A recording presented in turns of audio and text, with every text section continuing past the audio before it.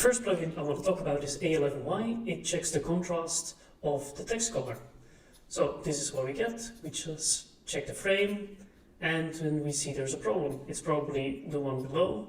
And here we can check and change the text lightness. The second plugin I want to talk about is Iconify. You just type in here what you want to search, and you're going to find a whole bunch of icons. The next plugin I want to talk about is Lorem Ipsum. If you need to fill in words, sentences, paragraphs, or just want to auto-generate a full text fill, then you just do it like this, and easy text. The fourth plugin is Unsplash. If you need to fill up your frame with pictures, you can do it easily with this plugin. The last plugin I want to talk about is Find and Replace.